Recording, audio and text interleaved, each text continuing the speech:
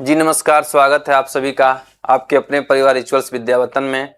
आज हम इस सीरीज के एक ऐसे कॉन्सेप्ट के विषय में जानेंगे जिसका हमारे सीटेट परीक्षा चाहे प्राइमरी हो या अपर हो, दोनों परीक्षाओं में प्रश्न आते हैं।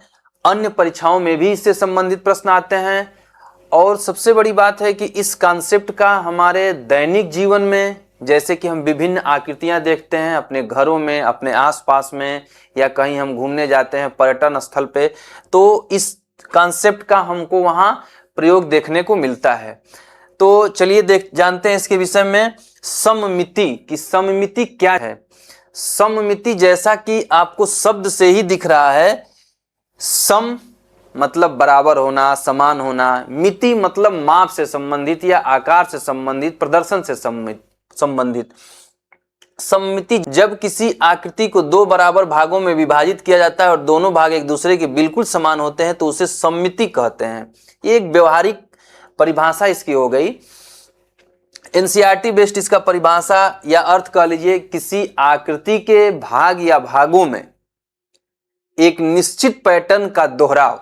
सममिति का क्या अर्थ है? किसी आकृति के भाग या भागों में एक निश्चित पैटर्न का दोहराव ही सममिति होता है। मतलब एक आकृति में बहुत सारे भाग होंगे तो उनमें एक ऐसा पैटर्न होगा जो निश्चित रूप से होगा, यानी ऊपर भी होगा या नीचे भी होगा, दाएं होगा बाएं होगा। जैसे कि आपके सामने जो भी आकृति बनी हुई है, ये तितली है, तितली का इधर हिस्सा और ये हिस्सा एक दूसरे जैसा दिखाई दे रहा है, तो इसी को हम सममिति कहते हैं। क्योंकि आकृति एक है और इसके भाग अलग अलग हैं, दायां भाग बायां भाग, इसमें एक निश्चित पैटर्न का मतलब ये इधर भी ये है, इधर भी है। इस तरह से इस आकृति में इधर भी ये चीज दिख रहा है, इधर भी ये दिख रहा है, इधर भी ये दिख रहा है, इधर भी दिख रहा है, ऊपर भी दिख रहा है, नीचे भी दिख रहा है। अतः सममिति का क्या अर्थ हुआ?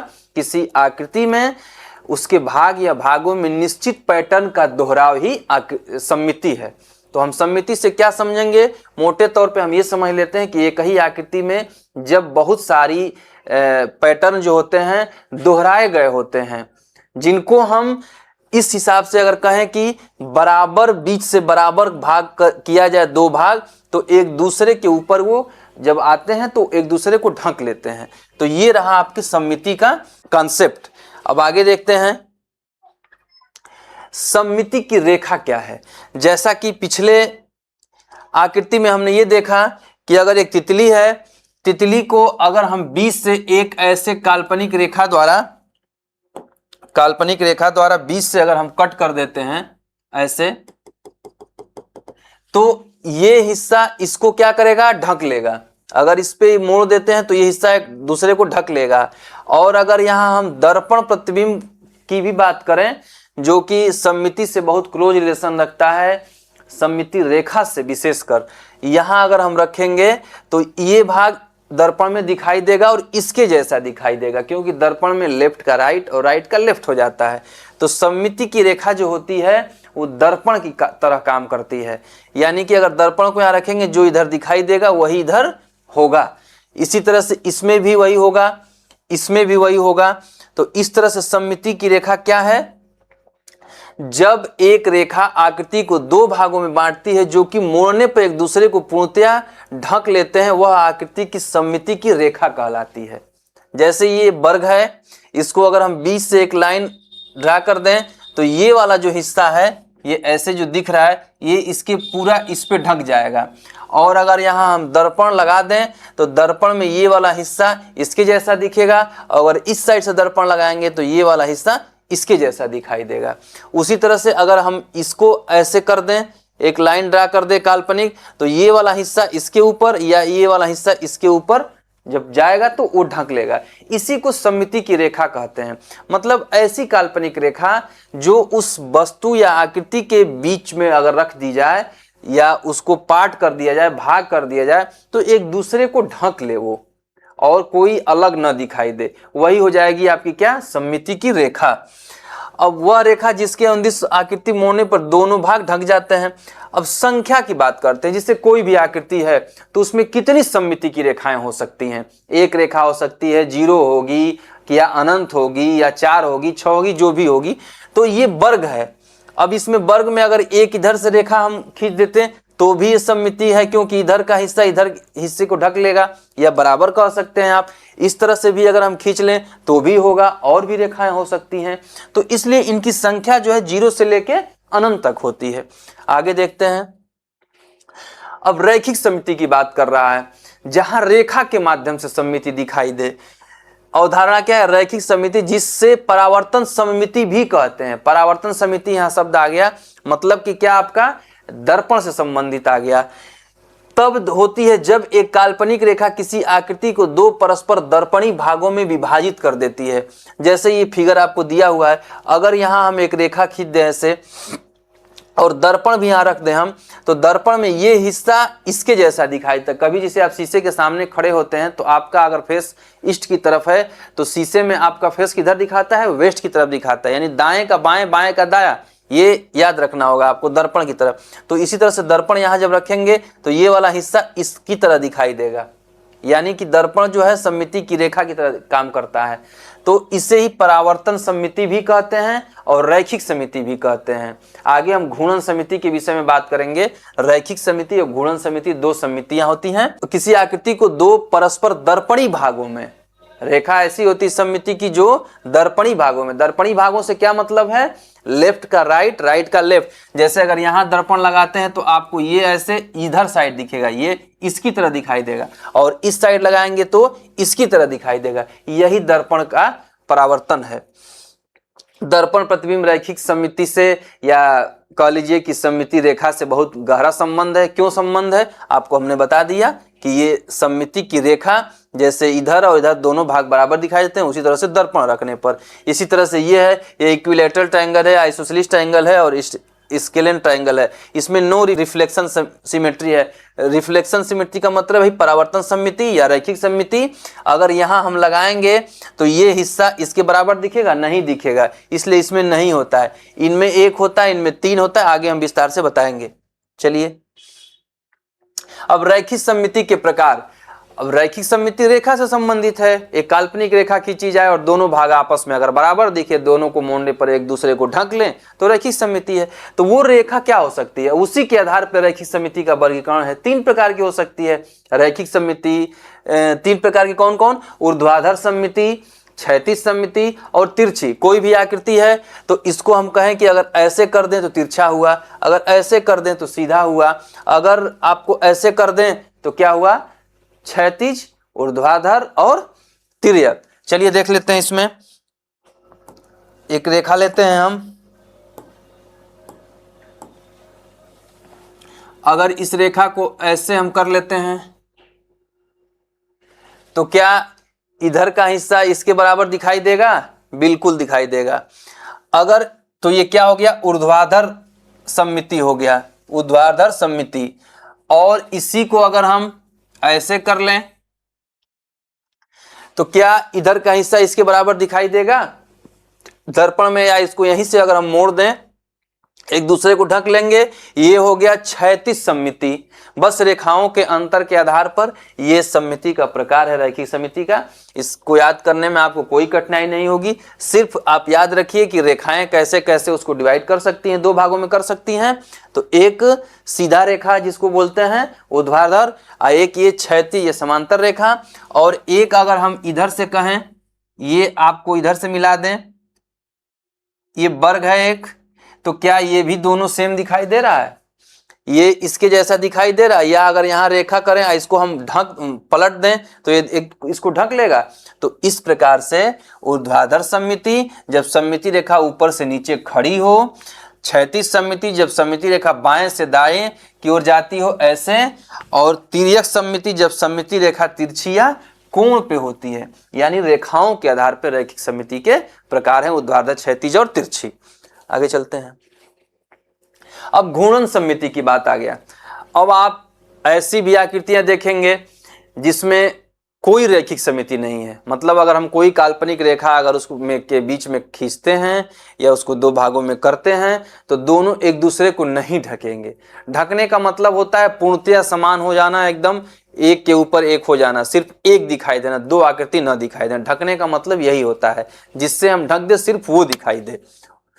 अब ऐसी भी आकृतियां हैं जो अगर इसको हम दो पार्ट में कर दें, जैसे मान लीजिए यहां से ऐसी हम रेखा अगर खींच दें तो क्या इसको ये ढक लेगा? ये इधर आएगा तो ढकेगा? नहीं ढकेगा। ये वाला हिस्सा नीचे चला आएगा इसके, और ये वाला हिस्सा जो है इधर कहीं आ जाएगा, ये वाला हिस्सा इधर कहीं आ जाएगा, ये इसको ढकेगा नहीं। लेकिन अगर इस बिंदु के परितः अगर इसको हम घुमा दें, जैसे ये आकृति है, इसको अगर ऐसे हम घुमा दें 90 डिग्री, ये 90 डिग्री है, अगर इसको घुमा के हम यहाँ ला दें तो ये वाला हिस्सा यहाँ आ जाएगा, ये वाला हिस्सा यहाँ, ये वाला हिस्सा यहाँ आ जाएगा। मतलब कि जैसा अभी है वैसा ही दिखाई देगा ये। इसी को घूर्णन सममिति कहते हैं। घुमाने पर सममित होना, घुमाने पर समान दिखाई देना। तो क्या होगा, ये घूमने के बाद 90 डिग्री पे घूमने के बाद भी वैसा ही दिखाई देगा, फिर 180 पे लाएंगे तो भी वैसा दिखाई देगा। जैसे देखिए इसको लाएंगे यहाँ, जब एक बार घुमाएंगे तो ऐसे आ जाएगा यही चीज, फिर इसको जब दोबारा लाएंगे तो ऐसे आ जाएगा, और ये इसका स्थान ये ले लेगा, इसका स्थान ये ले लेगा। तो इसमें क्या है, घूर्णन, घूमने पर सममित। मतलब सीधी व्यवहारिक भाषा में आप ऐसे जानेंगे कि कोई आकृति को अगर हम घुमा भी रहे हैं और फिर भी उसी तरह से दिखाई दे रही है तो उसमें क्या है, घूर्णन सममिति है। और रैखिक सममिति क्या था, उसको हम दो भागों में डिवाइड करते थे, चाहे सीधा या ऐसे या तिरछा। तब क्या होता, दोनों भाग आपस में ढक लेते थे या समान दिखाई देते थे, वो रैखिक सममिति था। और घुमाने के बाद अगर समान दिखाई देता है तो घूर्णन सममिति हो गया। किसी आकृति को उसके केंद्र बिंदु के चारों ओर घुमाने पर यदि वह एक पूरे चक्कर से पहले अपनी मूल स्थिति जैसी दिखाई देती है तो उसमें घूर्णन सममिति होती है। हमने बता दिया, ये बिंदु हो गया। इसको अब पूरा चक्कर का क्या मतलब होता है, कोई भी वस्तु को अगर पूरा एक चक्कर आप घुमा देते हैं तो यानी 360 डिग्री घुमाते हैं।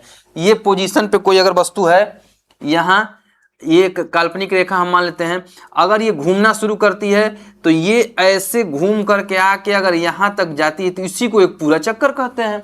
इस पूरे चक्कर में 360 डिग्री का कोण बनता है। हम पहली क्लासों में ये बता चुके हैं कि पूर्ण चक्कर में 360, आधा चक्कर में 180, एक चौथाई चक्कर में 90 ऐसे कोण बनते हैं। तो पूरा चक्कर घूमने के बाद किसी भी वस्तु को आप, चाहे उसमें सममिति हो चाहे ना हो, 360 घुमाएंगे तो अपनी मूल स्थिति जैसी दिखाई देगी। लेकिन इस घूमने के दौरान जैसे कि हमने इसको 90 ही घुमाया और ले आके अगर 360 पूरा घुमाते तो ऐसी हो जाती, लेकिन 90 पर भी ये अपनी मूल स्थिति जैसी ही दिखाई देती है। यही है घूर्णन सममिति। यही यहाँ कह रहा है कि एक पूरे चक्कर घूमने के दौरान जितनी बार वो समान स्थिति में, मूल स्थिति में दिखाई देती है वही हो जाती है घूर्णन सममिति। और ये जो क्रम होता है, जितनी बार दिखाई देती है उसी को घूर्णन का क्रम कहते हैं। आगे हम देखेंगे, जैसे कि प्रकृति और जीवन में उदाहरण क्या है, पवन चक्की के पंखे, कार के पहिए और पंखे के ब्लेड। आपका कार का पहिया देखिए वो घूमता रहता है तेजी से, तो लगता है कि एकदम समान है, उसमें कोई परिवर्तन नहीं। पवन चक्की भी वही है, घूमती रहती है तो आपको लगता है कि सब समान स्थिति में है, उसमें कोई बदलाव नहीं हुआ है। अब घूर्णन सममिति के तत्व क्या होते हैं, घूर्णन का क्रम, घूर्णन के कोण और कौन कौन से कोण होंगे, उनका क्या फार्मूला होगा। पहले इसको देख लेते हैं, घूर्णन का क्रम। जब कोई आकृति, एक बिंदु, हम कोई भी आकृति को घुमाएंगे तो एक बिंदु मान लेते हैं, एक पॉइंट मान लेते हैं, काल्पनिक रेखा मान लेते हैं। जैसे यहाँ एक बिंदु हो गया और ये काल्पनिक रेखा हो गया, इसी के क्रम से घुमाते हैं ना, इसी को मूल मान के घुमाते हैं हम। तो जब 360 पूरा चक्कर घूमने में जितनी बार अपनी मूल स्थिति में वो आएगा, मूल स्थिति में आने का मतलब क्या, मूल स्थिति जैसा दिखाई देना, जितनी बार उसी को हम कहेंगे घूर्णन का क्रम। यानी घूर्णन का क्रम क्या है, एक संख्या है। घूर्णन का क्रम क्या है, एक संख्या है। एक बार, दो बार, तीन बार, चार बार। जैसे आकृतियां ऐसी हो सकती हैं कि उनमें एक घूर्णन का क्रम हो, दो हो, तीन हो, मतलब वो 360 एक पूरा चक्कर लगाने में 2 बार समान स्थिति में दिखाई देंगी, 3 बार समान स्थिति में, 4 बार ऐसी भी हो सकती हैं जो 5 बार भी दिखाई दे अपने मूल स्थिति जैसी। एक पूरे चक्कर में आकृति कितनी बार अपनी शुरुआती स्थिति जैसी दिखती है उसी को घूर्णन का क्रम कहते हैं। ये पहला तत्व हो गया। अब घूर्णन का कोण भी तो होगा। जब पूरा चक्कर में 360 है, आधा में 180 है, चौथाई में 90 है, तो उसी तरह से तिहाई में 120 है, तो उसी तरह से कुछ कोण भी तो होगा जिसमें आकृति अपने सेम जैसे दिखाई देगी। जैसे कि ये आकृति थी, अगर इसको हम घुमाते हैं तो 90 डिग्री पे ये क्या होगा, ऐसे कर लेते हैं इसको हम, इसको ऐसे कर लेते हैं, 90 डिग्री पे सेम दिखाई देगा ये, फिर वहां से ले जाएंगे 90 डिग्री, यानी यहां से 180 डिग्री पे ये सेम दिखाई देता है, फिर इसको यहां ले आएंगे हम 270 पे भी अपने मूल स्थिति जैसा दिखाई देगा ये, और फिर ये 360 पे तो दिखाई देगा ही, उसका लिखने का कोई मतलब नहीं है। तो इस तरीके से क्या हो गया, ये एक 90 कोण हो गया, एक 180 हो गया, एक 270 हो गया, और एक लास्ट वाला 360 तो होगा ही होगा। यानी कि वह न्यूनतम कोण जिस पर घुमाने पर आकृति समान दिखाई देती है उसको हम क्या कहते हैं, घूर्णन कोण कहते हैं। तो दो तत्व मुख्य हो गए, घूर्णन का क्रम कितनी बार समान स्थिति में दिखाई देता है और कितने कितने कोण पर समान स्थिति में दिखाई देता है, इसको हम घूर्णन कोण कहेंगे। अब सममिति के कोण अब एक निश्चित कोण भी होते हैं, ऐसा नहीं कि किसी भी कोण पे घूम जाएगा। तो उसमें अगर दो कोण होते हैं तो वो 180 और 360 ही होंगे।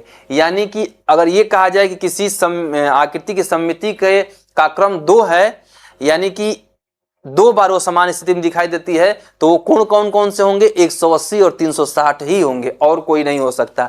अगर 3 कोण में समान दिखाई देती है, यानी कहा जाए किसी आकृति का सममिति का क्रम क्या है, 3 है, तो उसमें कोण क्या होंगे, 120, 240 और 360। मतलब 120 डिग्री घुमाने पर वो समान स्थिति में दिखाई देगी, 240 में और 360 में। इस तरह से अगर 4 की बात की जाए कि 4 कोण कौन कौन से हैं, तो वो 4 कोण यही निश्चित हैं। यानी आप क्या करेंगे, सबसे छोटा कोण जितना उसका सममिति का क्रम होगा 360 को डिवाइड कर देंगे, 360 को गुणन के क्रम से अगर हम डिवाइड कर देंगे तो आपको क्या निकल के चलेगा, सबसे छोटा कोण, और उसके हिसाब से अब उसको दूना तीना करते चले जाएंगे तो 360 में पहुंच जाएंगे आप। जैसे कि अगर 4 गुणन का क्रम है तो 360 को 4 से भाग देंगे, 4 9 36, ये 90 आएगा। अब 90 जब आ रहा है तो 90 दूनी का, 90 तिया, 90 चौका, ऐसे करके 360 तक आप पहुंचेंगे। क्यों? क्योंकि पूरा क्रम जो होता है 360 का ही होता है। तो ये हो गया सममिति के कोण। हमने उदाहरण के तौर पर बताया कि अगर 2 है तो 180 360 ही होंगे, अगर 3 क्रम है तो 120 240 360 होंगे। ये इसका फार्मूला है घूर्णन कोण का, 360 बटे घूर्णन का क्रम। आपको घूर्णन का क्रम पता होना चाहिए किस आकृति का क्या है। आगे देखते हैं। अब अंकों में सममिति, अब कुछ उदाहरण के तौर पे, अंक भी एक आकृति है, अंक का भी एक बनावट होता है। तो हमारे पास अंक क्या है, 0 से 9 तक ही हैं। बाकी उससे बड़ी संख्याओं में तो आप आगे पीछे करके लिखते हैं, जैसे 11 है तो 1 1 लिखते हैं, 12 है तो 1 2 लिखते हैं। तो मूल अंक क्या होंगे आपके, 0 से 9 होंगे। अब इसमें आपको थोड़ा सा समझना है, आप याद रखेंगे तो आपको कंफ्यूजन हो सकता है, भूल सकते हैं, लेकिन अगर आप समझ लेंगे तो बिल्कुल आसान है। जैसे शून्य है, शून्य क्या ऊर्ध्वाधर, हमने रैखिक सममिति क्या बताया, ऊर्ध्वाधर क्षैतिज और तिर्यक। और एक क्या बताया, घूर्णन समिति, ये रेखा द्वारा डिवाइड होने पे बनता है और ये घूमने पे बनता है घूर्णन समिति। अब शून्य की बात अगर हम करें तो शून्य कुछ ऐसा बनता है। अब देखने से ही लगता है कि 2 भाग में हम इसको इस हिसाब से डिवाइड कर सकते हैं। तो क्या होगा, ये ऊपर का भाग, ऊपर का ये भाग नीचे की तरह दिखाई देगा। एग्जैक्ट जब आप बनाएंगे या आपको कहीं दिखेगा तो ऊपर का भाग और नीचे का भाग बराबर दिखाई देगा। तो घूर्णन का क्या हो गया, ऊर्ध्वाधर है, बिल्कुल है। ये ये क्षैतिज भी है, उस ऊर्ध्वाधर भी हम बना देते हैं। अगर हम इसको ऐसे डिवाइड कर दें काल्पनिक रेखा, तो ये ऊर्ध्वाधर है क्योंकि इस साइड का भी बराबर होगा इसके। अगर हम दर्पण लगाएंगे तो इधर वाला दिखाई देगा, या इधर से दर्पण लगाएंगे तो इधर वाला दिखाई देगा। या ऐसे भी आप देखने से अनुमान लगा सकते हैं कि क्या इसको हम 20 से डिवाइड करेंगे तो ये दोनों बराबर दिखाई देगा, या दोनों एक दूसरे को ढक लेंगे, तो बिल्कुल ढक लेंगे। आप कागज पे ऐसा प्रयास कर सकते हैं। और ये क्षैतिज की बात है, ऊपर और नीचे दोनों समान है, यानी शून्य में क्या है, ऊर्ध्वाधर भी है और क्षैतिज भी है। तो इसकी कितनी सममिति रेखाएं होंगी, 2 सममिति रेखाएं होंगी, क्षैतिज भी ऊर्ध्वाधर भी। यहाँ अलग अलग दिखा दिया गया ताकि आपको आसानी से समझ में आ जाए। तो 2 हो गया, शून्य का कितना हो गया, 2 सममिति की रेखाएं हैं। 3 की बात कर रहा है, ये ऐसे 3 होता है। 3 को अगर हम देखें तो अगर इसको हम इधर से कट कर दें, यहां बीच से अगर हम कट कर दें इस 3 को, तो क्या ऊपर वाला नीचे वाला बराबर दिखाई दे रहा है, एक जैसा दिखाई दे रहा है। तो इसमें क्या होगा, क्षैतिज होगा। हाँ लिखा हुआ है क्षैतिज में, हाँ, यानी कि क्षैतिज सममिति है इसमें। और ऊर्ध्वाधर अगर कर देंगे तो क्या बराबर होगा, नहीं होगा। क्यों, इधर अगर ऐसे हम कट कर दें तो इधर सिर्फ यहां तक है, इधर गोल है, एक जैसा नहीं दिखाई दे रहा है, तो इसमें क्या है, ऊर्ध्वाधर नहीं है और क्षैतिज है। यानी 3 की सममिति रेखाओं की संख्या कितनी हो गई, 1। केवल एक ऐसी स्थिति है जिसको हम इसको ऐसे डिवाइड कर देंगे तो ये दोनों समान दिखाई देंगे। शून्य में क्या था, 2 ऐसी स्थिति थी, कौन कौन, एक क्षैतिज द्वारा और एक ऊर्ध्वाधर द्वारा। अब 8 की बात कर लेते हैं। 8 में भी दोनों होता है, कैसे देख लीजिए, 8 ऊपर गोल होता है, नीचे भी ऐसे होता है। अगर इसको हम यहां से कर देते हैं तो भी ऊपर नीचे समान दिखाई देगा, और अगर हम यहां से कर देते हैं तो ये वाला हिस्सा इसके जैसा दिखाई दे रहा है। दर्पण प्रतिबिंब से आप बीच में रख के चेक कर सकते हैं। तो 8 का क्या हो गया, 2 सममिति की रेखाएं हैं। तो ये आप याद भी रख सकते हैं, परीक्षा में आपके डायरेक्ट पूछा जाता है, या आप अगर समझ लेते हैं तो आसानी से निकाल सकते हैं, अंक देखते हुए आप निकाल सकते हैं। 3 है कैसे होगा, 8 है कैसे होगा। अब बच गया बाकी जो नंबर्स हैं 1 2 4 5 6 7 9, इनमें कोई सममिति नहीं होती है, न घूर्णन न रैखिक। इसको आप बना के देख लीजिए, जैसे हम 6 को करते हैं, 6 वैसे है। अगर 6 को हम कहां से सीधा भी करेंगे तो भी ये इधर दूसरा पैटर्न है, इधर दूसरा पैटर्न है। अगर इसको यहां से भी हम कर देंगे, इधर नीचे गोलाकार है, ऊपर कुछ और है, नहीं होगा। इसी तरह से अन्य को भी आप देख सकते हैं। अब शून्य में घूर्णन समिति की बात हो रही थी, रैखिक समिति हो गया। अब घूर्णन समिति की बात हो रही है कि 2 क्रम है इसमें, कैसे उसको भी देख लेते हैं। ये शून्य है, इसको जब हम 90 डिग्री इतना करेंगे तो क्या होगा, ये तिरछा घूम जाएगा, ये ऐसे हो जाएगा। 90 डिग्री घुमाने का मतलब क्या होता है, किसी वस्तु को 90 परपेंडिकुलर कर देना। अगर ये इस रूप में है तो इसको इस रूप में कर देना। ये हो गया आपका कितना, 90 डिग्री। तो ये कैसे दिखाई देगा, ऐसे दिखाई देगा, शून्य आपका ऐसे हो जाएगा। लेकिन अगर इसी को हम 180 घुमा दें तो फिर इसको हम ऐसे घुमाएंगे तो ये आकृति जो होगी ये ऐसे बन जाएगी, ये 90 डिग्री घुमाने पर और ये 180 डिग्री घुमाने पर। तो 180 डिग्री घुमाने पर ये पुनः एक अपने जैसा दिखाई दे रहा है, मूल स्थिति में दिखाई दे रहा है। यानी इसका घूर्णन का क्रम क्या हो गया, एक 180 डिग्री हो गया, और दूसरा क्या होगा, 360 होगा। इसीलिए इसका घूर्णन का क्रम कितना है, 2। अब एक चीज ध्यान रखने वाली है कि किसी भी वस्तु का घूर्णन का क्रम 360 तो होता ही है, मतलब 1 होता है। 1 का मतलब संख्या, घूर्णन का क्रम क्या है, संख्या है। तो 360 जब घूमता है तो अपनी मूल स्थिति जैसा दिखाई देता है, तो घूर्णन का क्रम तो 1 होगा ही। लेकिन सिर्फ जिसका 360 पे ही मूल स्थिति दिखाई दे रही है उसका हम घूर्णन सममिति क्या मानते हैं, शून्य मानते हैं, मतलब उसमें कोई घूर्णन सममिति नहीं है। लेकिन अगर 180 है तो 180 की स्थिति में एक बार दिखाई दे रही है वो मूल स्थिति जैसा, 360 में भी दिखाई देगी ही देगी, जैसा कि सारी वस्तुएं दिखाई देती हैं। तो घूर्णन का क्रम हम 2 कहेंगे।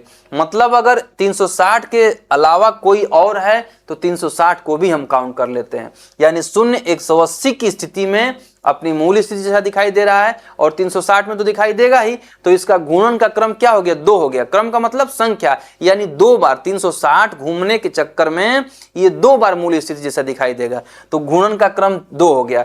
अगर कोई ऐसी आकृति है जो 360 यानी पूरा एक चक्र लगाने में 3 बार बीच में मतलब 360 को छोड़कर अगर 3 बार अपनी मूल स्थिति में आती है तो उसका घूर्णन का क्रम 4 हो जाता है। क्यों, क्योंकि उसमें 360 को भी सम्मिलित कर लेते हैं। जैसे वर्ग हो गया तो वर्ग का 90 की स्थिति में 90 घूमेगा तो भी वही दिखाई देगा, 180 270 और 360 पे तो रहेगा, तो उसका घूर्णन का क्रम 4 हो गया। लेकिन अगर कोई वस्तु ऐसी है जो सिर्फ 360 घूमने पर ही अपने जैसे दिखाई देती है तो उसमें हम कहते हैं कि कोई घूर्णन सममिति नहीं है, इसको ध्यान रखिएगा। तो उसी तरीके से शून्य का क्या हो गया, 2 हो गया। अब 3 का है, 3 को आप देख लीजिए, 3 है, इसको हम घुमाएंगे।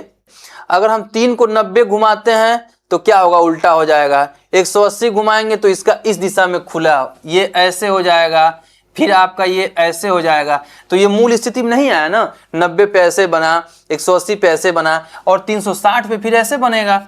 यानी इसकी घूर्णन सममिति नहीं है, जो हमने पहले बताया। अगर यही बीच में कोई हो जाता तो 360 वाले को भी हम 1 काउंट करते, लेकिन यहां नहीं है तो इसकी घूर्णन सममिति नहीं है। 8 में भी 2 क्रम है। कैसे? अगर हम इसको ऐसे है 8, इसको 90 पे घुमाएंगे तो ये ऐसे दिखेगा, ऐसे कुछ दिखाई देगा, वहां नहीं है। लेकिन जैसे हम 180 पे दोनों गोलाकार स्थितियां बराबर होती हैं तो फिर से ऐसे दिखाई दे दिया ये, यानी 180 पे घुमाने पे ये सेम स्थिति में है। और 360 पे तो रहेगा ही, तो यानी कि 360 घूमने के क्रम में ये 2 बार माना जाएगा कि 2 बार इसकी क्या हो गया, मूल स्थिति जैसा दिखाई दिया ये। तो इसलिए 8 में भी क्या होता है, घूर्णन समिति का क्रम 2 होता है। क्रम 2 होने का मतलब हमेशा संख्या से डिनोट है, ये संख्या प्रदर्शित कर रही है कि 2 बार एक चक्कर पूरा घूमने में वो 2 बार क्या होता है, समान स्थिति में यानी मूल स्थिति में दिखाई देता है।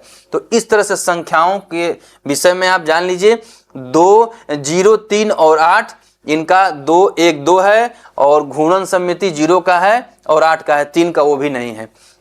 और 3 को 20 से काटने पे ये आप ऐसे अपने से समझ सकते हैं आसानी से कि कैसे कोई भी आकृति आपको अगर दे देती है, यहाँ तो आप मान लीजिए याद कर लेंगे, कोई नई आकृति दे देती है और उसमें पूछ देता है कि इसमें घूर्णन सममिति है कि नहीं, तो घूर्णन सममिति आप घुमा के देखेंगे तो आप अपने दिमाग में घुमा लेंगे कि हाँ घूमने पे मूल स्थिति जैसी आएगी कि नहीं।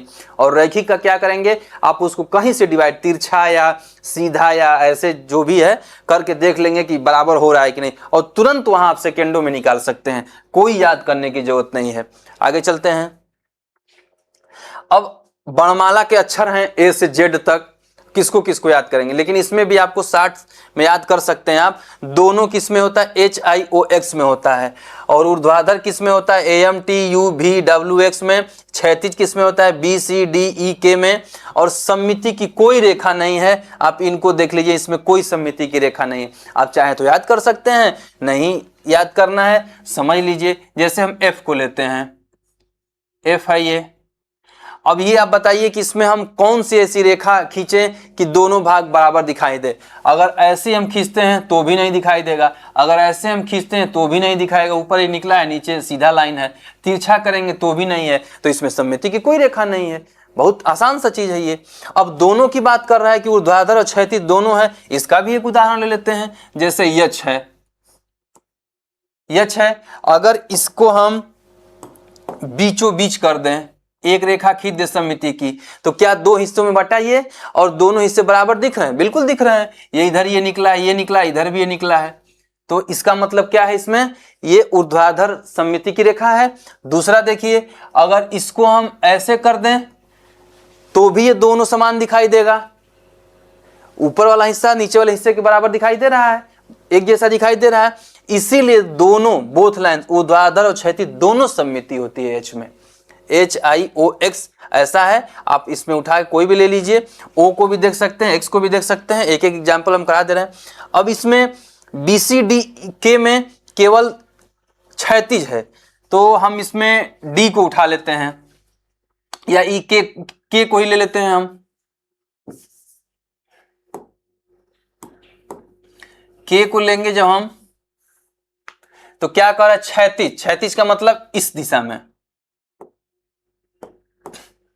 अगर हम इसको ऐसे करते हैं तो क्या ऊपर वाला और नीचे वाला दिखाई दे रहा है समान स्थिति में, बिल्कुल समान स्थिति में दिखाई देगा, क्योंकि अगर इसको पलटेंगे हम तो इसको ढक लेगा ये, या इधर सीधी लाइन इधर भी सीधी लाइन, और ये ऐसी तिरछी लाइन ये ऐसी तिरछी लाइन, दोनों भाग में समान पैटर्न का दोहराव है, यानी ये इसमें क्षैतिज है।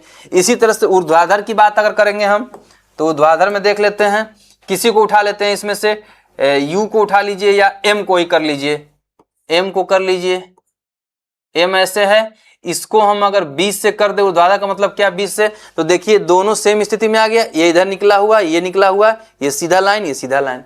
तो ऊर्ध्वाधर इनमें, क्षैतिज इनमें, दोनों इनमें, और किसी में नहीं, ये हो गया। इसी तरह से आप घूर्णन समिति भी चेक कर सकते हैं। यहाँ रैखिक समिति की बात आई है, घूर्णन समिति भी देख सकते हैं। जैसे एग्जाम्पल के तौर पे हम कोई एक उठा लेते हैं। अब अगर घूर्णन समिति की बात कर ली जाए तो इनमें तो किसी में नहीं है, H में भी होता है, I में भी होता है, O में भी होता है, X में भी होता है, और N में भी होगा, S में भी होगा, और Z में भी होगा। तो घूर्णन समिति केवल केवल किसमें, एच आई ओ एक्स और उधर से एन एस जेड में होता है। ये आप इसको याद भी रख सकते हैं, या अगर समझ लेते हैं अच्छे से तो आप डायरेक्ट एग्जाम में या कहीं भी देता है आप कर सकते हैं, क्योंकि एच को भी अगर घुमाएंगे आप तो मूल स्थिति में आएगा। आई के भी साथ भी वही है, ओ के साथ भी वही है, एक्स के साथ भी वही है, एन के साथ भी वही है, एस के साथ भी वही है और जेड के साथ भी वही है।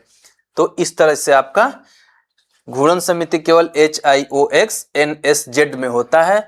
एच को हम लेते हैं, ये एच है, क्योंकि एच में घूर्णन समिति है इसलिए हम एच को ले रहे हैं। अगर एच को हम 90 डिग्री घुमाते हैं तो ऐसा दिखाई देगा, 180 डिग्री घुमाते हैं तो ऐसा दिखाई देगा, ये ऊपर का हिस्सा नीचे चला आएगा, ये 90 डिग्री घुमाने पर, और ये 180 घुमाने पर, और ये 90 घुमाने पर। ध्यान दीजिएगा एच में क्या है, घूर्णन सममिति भी है इसलिए हम इस उदाहरण को लिए हैं। एच जो है 90 घुमाएंगे तो इस स्थिति में आ जाएगा, 180 पे घुमाएंगे तो इस स्थिति में आ जाएगा। यानी क्या है, इसमें दो क्रम का घूर्णन सममिति है। दो क्रम का मतलब क्या है, 180 पे भी वही स्थिति और 360 पे भी वही स्थिति, इसलिए उसके घूर्णन का क्रम कितना हो गया, 2 हो गया। घूर्णन का क्रम एक संख्या है, जो कोई भी आकृति एक पूरा चक्कर लगाने में जितनी बार अपनी मूल स्थिति जैसा दिखाई देती है वही संख्या है क्या, घूर्णन का क्रम। अब इसी तरह से आप चेक कर सकते हैं घूर्णन का क्रम कोई भी हो, जैसे O का है तो O आपका इसमें अगर सर्किल जैसा वो दिखाई दे रहा है कहीं भी तो उसका अनलिमिटेड अनंत हो जाएगा, क्योंकि उसको किसी भी कोण पे आप घुमाएंगे तो वो ऐसा ही दिखाई देगा। अब O का शेप कैसा है, अगर ये परीक्षा में डिफाइन करता है तो आप कर सकते हैं उसको, ऐसे O को गोलाकार माना जाता है। अब समबाहुभुज में सममिति की रेखाएं जब हम देखते हैं, समबाहुभुज क्या होता है, ऐसा बहुभुज जिसकी भुजाएं भी बराबर हों और सभी कोण भी बराबर हों। तो ऐसे में अगर त्रिभुज की बात करें तो समबाहु त्रिभुज, समपंचभुज और वर्ग, ये क्या है, सब समबाहुभुज हैं। इसे ये समबाहु त्रिभुज है, समबाहु त्रिभुज है, ये समपंचभुज है और ये वर्ग है, क्योंकि वर्ग की चारों भुजाएं बराबर होती हैं, चारों कोण भी बराबर होते हैं। ऐसे में जब इसके एक शीर्ष से हम सम्मुख भुजा को मिलाते हैं, इसके एक शीर्ष से सम्मुख भुजा को, इसके एक शीर्ष से सम्मुख भुजा को, तो देखिए इसको जब हम मिलाते हैं तो ये हिस्सा और ये हिस्सा क्या है, बराबर दिख रहा है। अगर इसको हम इस रेखा के पैतः मोड़ते हैं तो इसको ढक लेगा। यानी अगर तीन भुजाओं वाली आकृति है और समबाहुभुज है ये, मतलब कि समबाहु त्रिभुज क्या होता है, तीनों भुजा बराबर होती है, तो इसकी ऐसी तीन रेखाएं सममिति की जो आपको सममिति का प्रदर्शन कर रही हैं।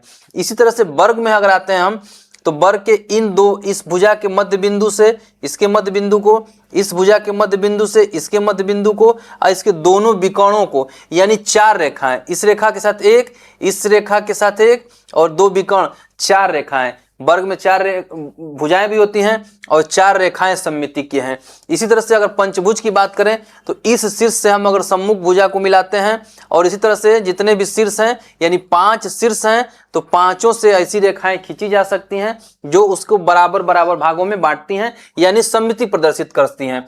तो इससे क्या निकल के आ रहा है, इसी तरह से समखट्टभुज, समअष्टभुज जो भी होगा उसमें ऐसी जितने शीर्ष हैं उतनी भुजाएं हैं, उतनी भुजाएं भी होंगी और उतनी सममिति रेखाएं भी होंगी। इस तरीके से सब समबाहुभुजों में सममिति की रेखाएं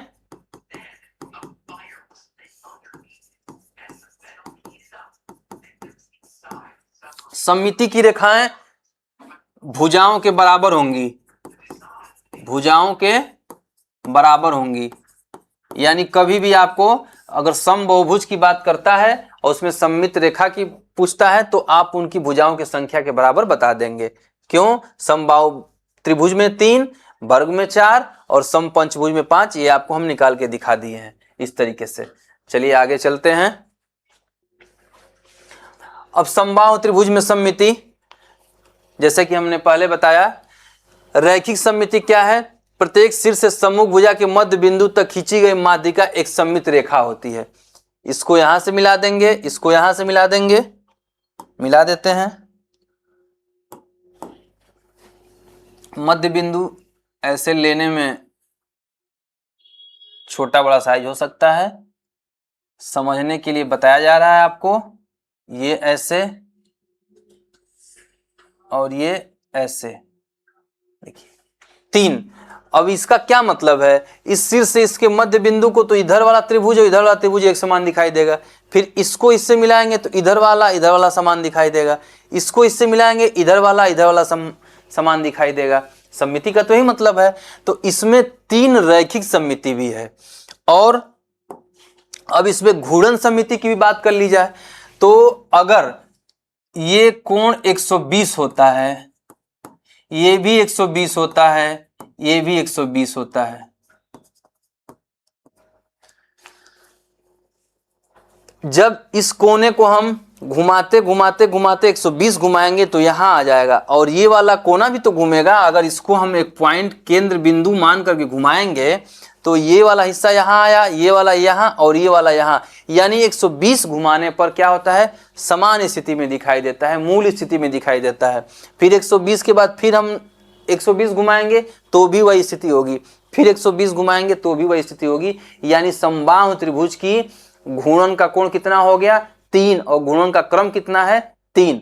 तो घूर्णन के कोण कितने कितने हैं, 120, 240, 120 है यहाँ, 240 और 360, ये घूर्णन के कोण हो गए। और घूर्णन का क्रम कितना हुआ, 3। और रैखिक सममिति की रेखाएं कितनी हुई, वो भी 3 हो गई समबाहु त्रिभुज में। आगे चलते हैं। अब समद्विबाहु और विषमबाहु त्रिभुज में सममिति, ये आपको मुख्य जो भी फिगर्स हैं उनके विषय में बता दिया जा रहा है। बाकी और अगर अन्य पूछ लेता है कभी तो आप वहां अपने दिमाग से कर सकते हैं। आपको कॉन्सेप्ट क्लियर होना चाहिए कि रैखिक सममिति क्या है और घूर्णन सममिति क्या है। अब ये आपका क्या है, समद्विबाहु त्रिभुज है। ये भुजा इसके बराबर और ये भुजा इसके बराबर, दोनों आपस में बराबर हो गई। अब इसमें ये आप सोचिए कि क्या ऐसी स्थिति बन सकती है, इसको हम कैसे काटें 2 भागों में कि ये बराबर स्थिति में दिखाई दे। अगर हम क्षैतिज लेते हैं, अगर यहां से मान लेते हैं कि हम कट कर दिए तो क्या दोनों बराबर दिखाई दे रहा है, नहीं, ऊपर पतला है नीचे चौड़ा है। अगर इसको हम तिरछा भी कहीं से कर दें, अगर इधर से भी कर दें हम, तो क्या बराबर दिखाई दे सकता है। अगर इसको हम ऐसे कर दें, देखिए इधर ये निकला हुआ, अगर इसको काटने का क्या मतलब होता है, आप अगर पेपर है उस पे बना करके और बीच से लाइन दे करके, ऐसे लाइन दे करके जब इसको आप मिलाएंगे मोड़ेंगे वहां से तो एक दूसरे को ढक लेगा। तो ये क्या ढकेगा, नहीं ढकेगा, इसलिए ये तिरछा भी नहीं हुआ। सिर्फ एक इसमें होता है ये वाली लाइन,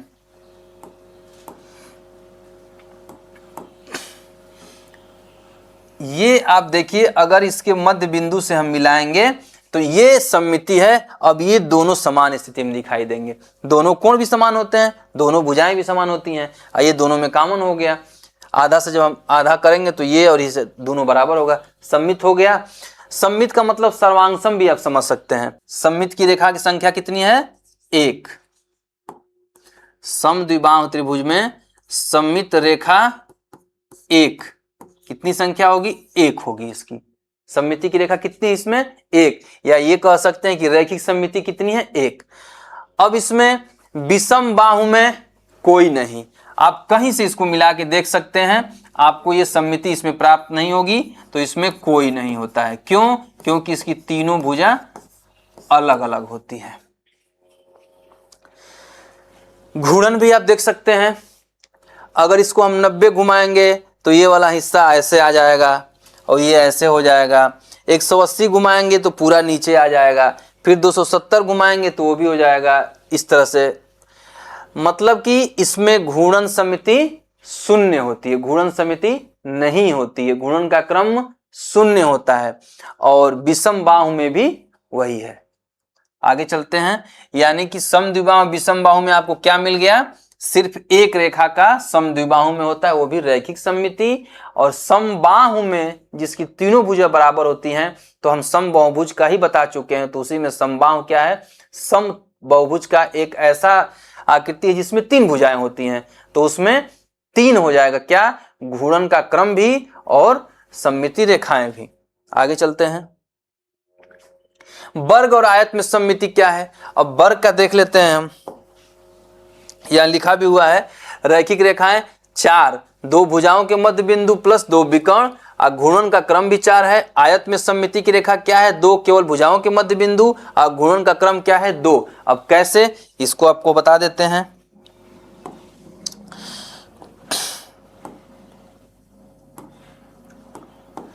देखिए जैसे ये वर्ग है, अगर वर्ग के हम बीचों बीच कहीं से मिला दें इसको, तो दोनों हिस्सा हमको समान दिखाई दे रहा है। अगर यहां हम रख दें कोई वस्तु स्केल की तरह और दोनों कागज को मोड़े तो एक दूसरे के ऊपर आ जाएगा, ढक लेगा, तो ये हो गया एक। दूसरा अगर इस तरह से कर दें हम, चूंकि चारों भुजाएं बराबर होती हैं, तो चाहे आप ऊर्ध्वाधर रेखा मान लीजिए या क्षैतिज रेखा मान लीजिए, दोनों क्या समान स्थिति में हो जाएंगी, तो ये हो गया। अब इसके विकर्ण को भी अगर हम मिला देते हैं तो ये 2 त्रिभुज बनते हैं, ये वाला त्रिभुज, ये वाला त्रिभुज, ये भी सममिति की रेखा हो गई। इसी तरह से ये भी वर्ग विकर्ण जो होगा वो भी एक सममिति की रेखा है।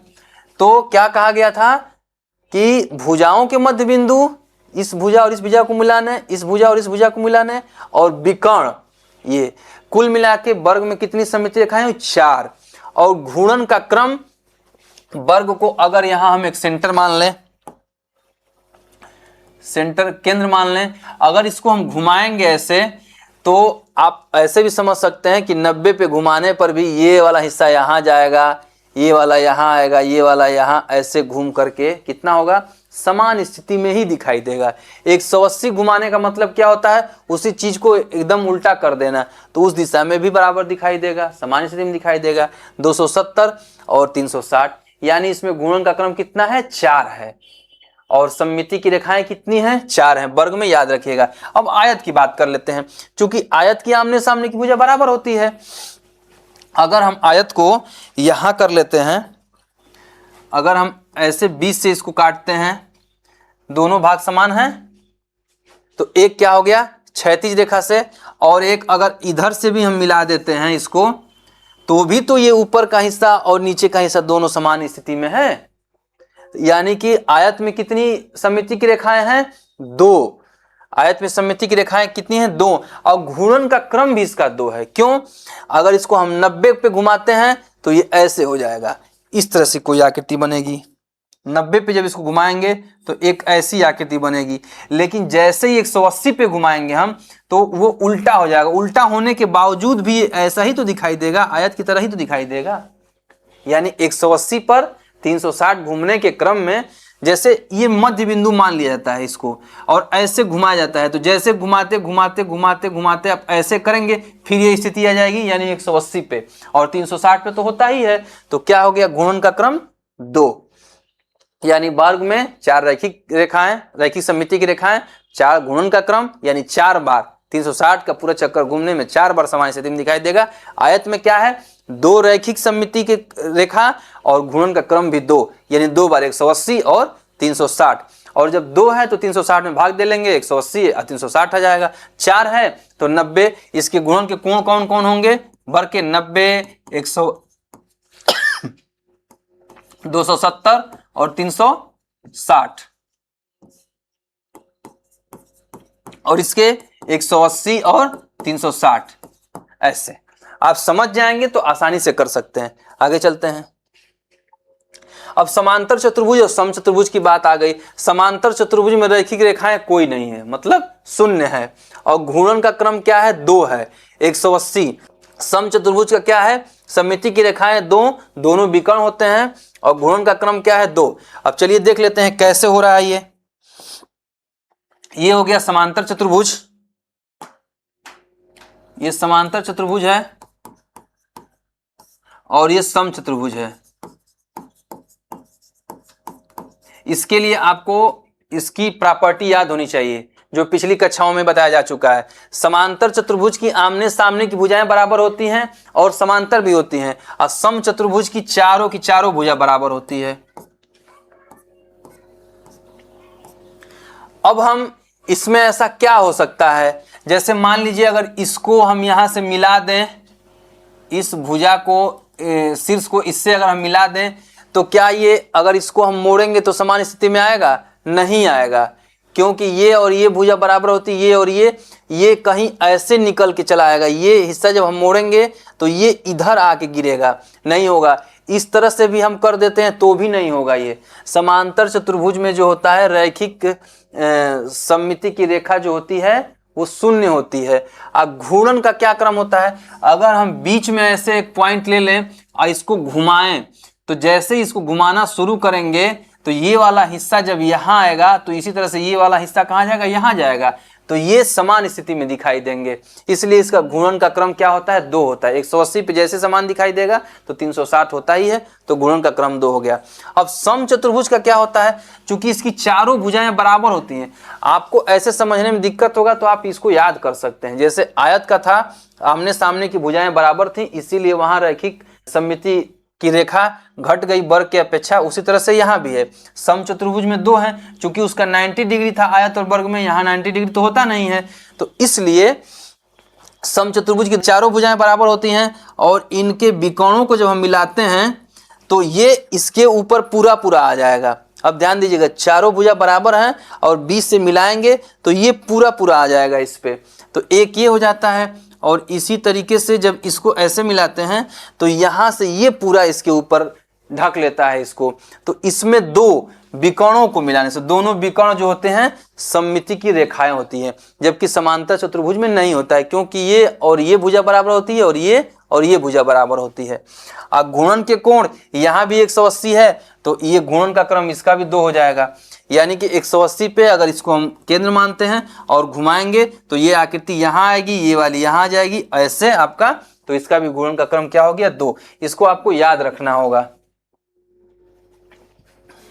अब समलंब और पतंग में सममिति। समलंब ये है, समलंब क्या होता है? जिसकी एक पेयर समांतर होता है।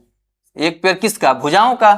तो एक पेयर समांतर होता है, बाकी भुजाएं अलग अलग होती हैं। और ये क्या है? पतंग है।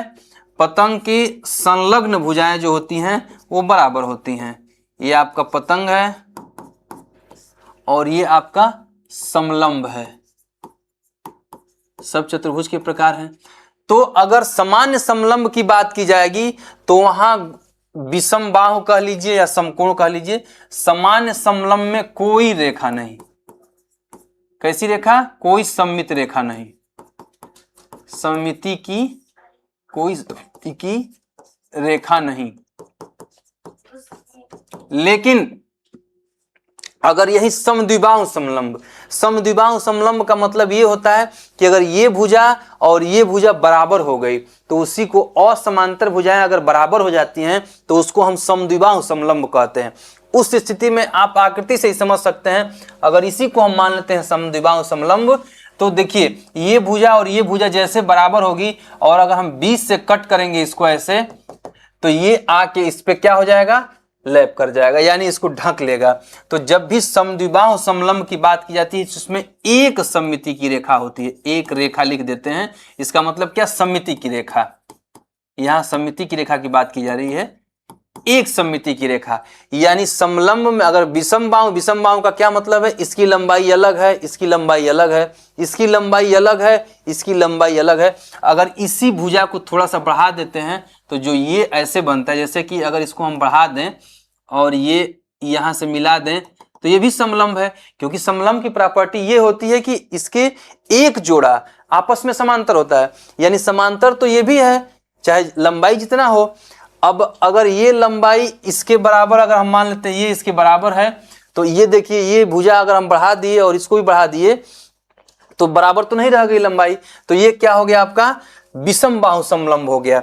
तो इसमें कोई सममिति की रेखा नहीं होगी। लेकिन समद्विबाहु में एक रेखा है सममिति। क्यों? क्योंकि ये भुजा और ये भुजा बराबर हो गई। अगर 20 से हम काटेंगे और इसके ऊपर अगर फोल्ड करते हैं तो उसको ढक लेगा। और उसी तरह से समकोण समलंब में क्या होता है? यहाँ अगर एक भुजा ऐसे आ गई, 90 असमांतर भुजाएं में चेंज करते हैं हम, 90 आ गई। अगर ऐसे तो ये भी देखिए, ये भी टेढ़ा है, इसमें भी कोई नहीं होगा। ऐसी कौन सा हम क्या तिरछा अगर करते हैं या ऐसे करेंगे तो इधर ये निकला हुआ है, ये लंबवत है, नहीं बनेगा। मतलब आप तर्क करके आकृतियों को समझ सकते हैं कि किसमें क्या होगा। समलंब के प्रकार होते हैं, विषमबाहु समलंब, यानी चारों भुजाएं अलग अलग हैं। उसकी प्रॉपर्टी उसकी एक ही है कि एक पेयर जो है समांतर होगा रेखाओं का। समद्विबाहु समलंब में क्या होता है, असमांतर भुजाएं, एक इधर तिरछी जा रही है, एक इधर तिरछी, लेकिन लंबाई तो उनकी समान हो सकती है, तो उसमें एक सममिति की रेखा होता है। और समकोण समलंब में भी कोई नहीं, कोई नहीं, क्या कोई नहीं, सममिति की रेखा, ये आप याद रखेंगे। अब हम पतंग पे चलते हैं। पतंग पे ये भुजा बराबर होती है, ये भुजा बराबर होती है। अब ये आप सोचिए कि कैसे हम कर सकते हैं। अगर हम इस तरह से डिवाइड कर दें इसको, तो क्या ये दोनों समान है? नहीं है, क्योंकि ये भुजाएं छोटी हैं, इनका कर्व ज्यादा है, ये भुजा लंबी है, ये कोण या कर्व कह लीजिए कम है। लेकिन एक इसी तिरछा हम कहीं भी लेंगे तो भी नहीं होने वाला है। अब ये अगर यहां से हम इसको ऐसे मिला देते हैं तो ये दोनों हिस्सा बराबर दिखाई देता है। पतंग का अगर हम बीच में यानी कि लंबे वाले विकर्ण को, पतंग का लंबा वाला जो विकर्ण होता है उस सममिति रेखा होता है पतंग का, तो एक सममिति की रेखा है पतंग में, एक सममिति की रेखा, सममिति की रेखा होती है, एक, ओनली वन। आगे चलते हैं। वृत्त में सममिति। अब वृत्त की बात अगर की जाए तो इसके सेंटर से ये अगर व्यास है, यहीं से दो भाग में बंटता है। व्यास सबसे बड़ी जीवा है, ये इधर का भाग, इधर का भाग, ये क्या है, सममित रेखा है, बिल्कुल है। व्यास जो है वृत्त की सममिति रेखा होती है। लेकिन एक वृत्त में अनेक व्यास खींचे जा सकते हैं, रेखा की तो कोई चौड़ाई होती नहीं है। और व्यास का क्या शर्त है कि परिधि से होकर जो केंद्र की तरफ से जाती है, परिधि को मिलाती है और केंद्र की से होकर जाती है, यही तो व्यास है। ये भी व्यास है, ये भी व्यास है, ये भी व्यास है, ये सारे व्यास हैं। तो ये जो है व्यास दो भागों में डिवाइड करते हैं, तो सममिति की रेखा है, तो एक वृत्त में अनेक व्यास खींचे जा सकते हैं, तो अनेक रैखिक सममिति की रेखा होगी। अनेक रैखिक, अनंत, अनंत या अनेक कह लीजिए, अनेक रेखा, कैसी रेखा, सममित की वृत्त में। अब घूर्णन की बात कर ली जाए, अगर घूर्णन समिति की, अगर इसको हम बिंदु करके और कोई भी कोण पे हम वृत्त को घुमाएंगे, वृत्त के केस में सबसे अलग है, क्योंकि यहां घूर्णन समिति भी अनंत है, घूर्णन का क्रम भी अनंत है। ये प्रत्येक कोण पे, यानी अब हम कितना घुमाएं, कोई भी एंगल लेंगे आप, कितना सूक्ष्म हो और अधिकतम 360, तो सूक्ष्म एंगल पर भी ये क्या बराबर ही दिखाई देगा, समान स्थिति में ही दिखाई देगा। इसीलिए इसकी अनेक सममिति की रेखा होती है। और घूर्णन समिति भी, घूर्णन सममिति का क्रम भी अनंत कह लीजिए या अनेक कह लीजिए। तो वृत्त के केस में हमेशा याद रखिएगा कि इसकी सममिति की रेखा भी अनंत होती है और घूर्णन सममिति का क्रम भी अनंत होता है। क्रम मतलब संख्या, तो अनंत होता है। हम किसी भी कोण पे लेंगे वो समान स्थिति में दिखाई देगी। अब हम अर्धवृत्त की भी बात अगर कर लें, अर्धवृत्त की बात कर लें, तो अर्धवृत्त को सिर्फ ऐसे हम करेंगे, सिर्फ इस तरह से डिवाइड करेंगे, तो ये दोनों हिस्सा दिखाई दे रहा है, बराबर दिखाई दे रहा है एक दूसरे की मूल स्थिति में। बाकी कोई तिरछा ले लीजिए या ऐसे काट लीजिए, बराबर दिखाई देगा, नहीं देगा। अगर हम ऐसे कर लें तो ऊपर ये सीधी रेखा हो जाएगी, नीचे कर्व हो जाएगा, नहीं होगा। यानी अर्धवृत्त में सिर्फ एक सममिति की रेखा होती है। अब घूर्णन की बात कर ली जाए, घूर्णन सममिति की, तो उसमें भी एक ही होगा। क्यों एक होगा, 360। जब इसको हम 90 पे ले जाएंगे तो ये ऐसा दिखाई देगा, 180 पे ले जाएंगे तो ये इसका उल्टा हो जाएगा, और 360 पे ले जाएंगे तो ये स्थिति आ जाएगी। तो आपको समझने के लिए बता रहे हैं, घूर्णन समिति अर्धवृत्त में शून्य, घूर्णन समिति का क्रम जो होता है शून्य होता है, और रैखिक समिति का अर्धवृत्त में एक।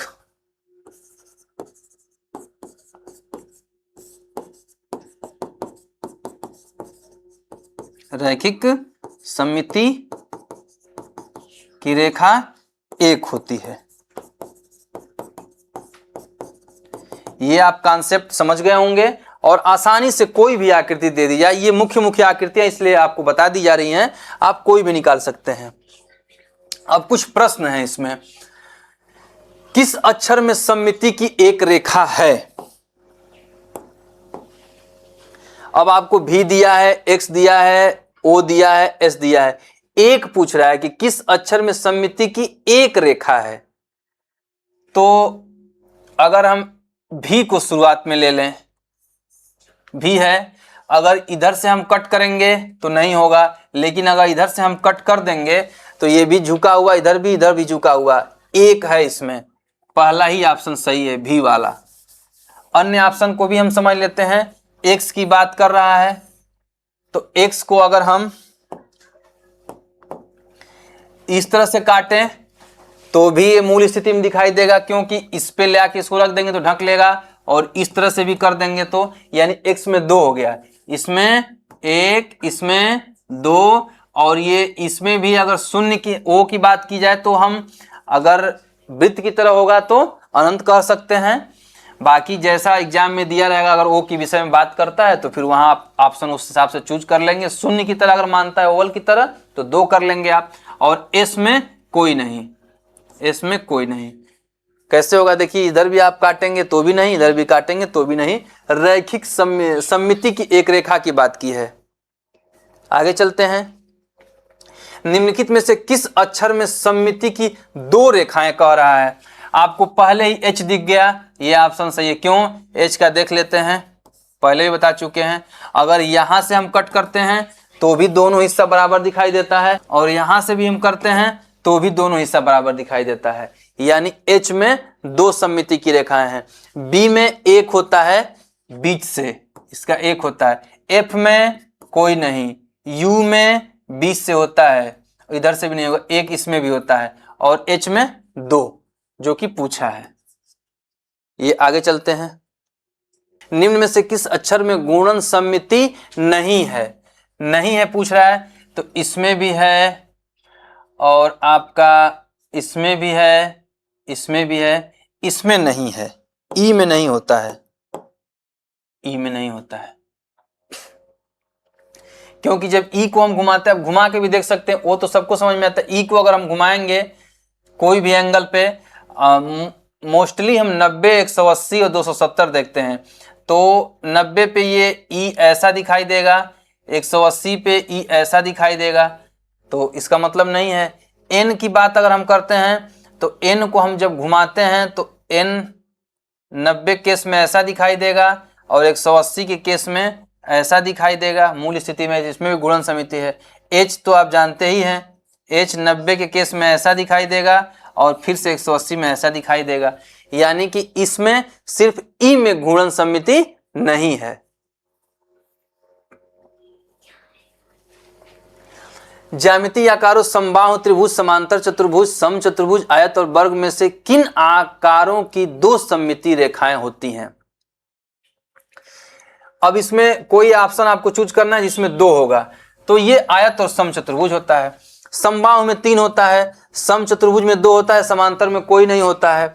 आयत में 2 भी होता है, इसके भुजाओं के मध्य बिंदुओं को मिलाने से, और समचतुर्भुज को होता है इसके विकर्णों को मिलाने से। अब वर्ग और आयत में इसमें 4 है, इसमें 2, और ये 2 का कॉम्बिनेशन पूछा है कि 2 सममिति रेखाएं होती हैं, तो आयत और समचतुर्भुज ऐसा ऑप्शन है जिसमें कि 2 सममिति रेखाएं होती हैं।